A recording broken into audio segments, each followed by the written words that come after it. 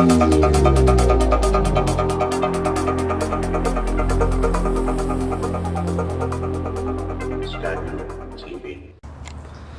you were at a meeting last night about an alleged incident at Dungannon. Could you just explain what happened? Well, the IFA Disciplinary Committee meeting was held last night to consider allegations which had been made against a small section of the support in the match against Dungannon, which it was alleged that a number of our supporters had chanted a racist slogan.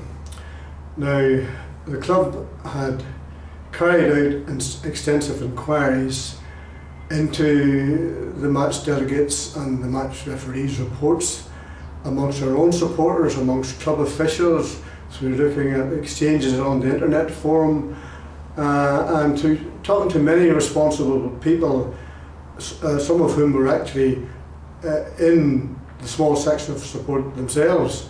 And we found absolutely no evidence whatsoever that anyone heard or saw anything of that nature. Now, the club was summoned to the disciplinary committee last night, and at that meeting the referee and the delegate was there, and they presented their evidence, and during the course of the hearing it was effectively, much of the evidence they provided was challenged on the basis of the fact that there were serious discrepancies between the reports. There was also inaccuracies in the reports and exaggerations in the reports. Now, a good deal of what they were saying was discredited. Nevertheless, they continued to maintain that the sectarian chant was in fact said.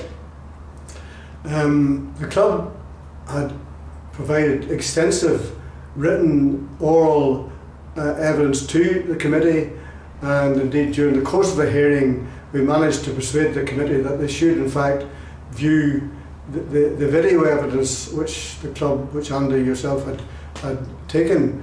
And in that video evidence it was clear from the particular incident that people were focusing on that they were talking about an incident that occurred around the 70th minute of the game.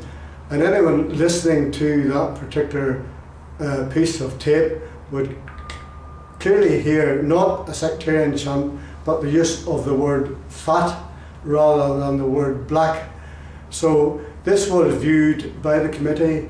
We at that stage thought that our case was in fact fairly secure. It seemed to us that members of the committee saw it in the same and heard it in the same light. But yet, when we were eventually called in at the end of the hearing, we were advised that the committee was unanimous in their decision that the event had in fact occurred as described by the match officials. And Ballymena United was then fined in the sum of £1,250. We of course have a right of appeal, and that's something that I think we will actively take up. So it turned out to be quite a disappointing night for us in the end, so much so that the four of us actually walked out of the meeting speechless, said nothing. Okay, Iain, obviously you're a board member here at Ballymena and you were at the Dungannon game in question, and you were at the meeting last night. Could you just give your opinions on what happened? Yes, as you say, Andrew, I was at the match on the day in question. I was in the middle of the supporters who were or have been accused of racist abuse, and I can state now, I would back them 100%, as does the club, that this didn't occur. In fact, I take it that I also have been accused, as I was in the group that was standing there. In terms of last night, we arrived down, as Billy said, and we put forward our evidence. There's nothing more I can say on top of what Billy has already stated about last night, other than, the football club will back the supporters 100%, and will strive to clear everybody's name. In terms of the fine that was handed out,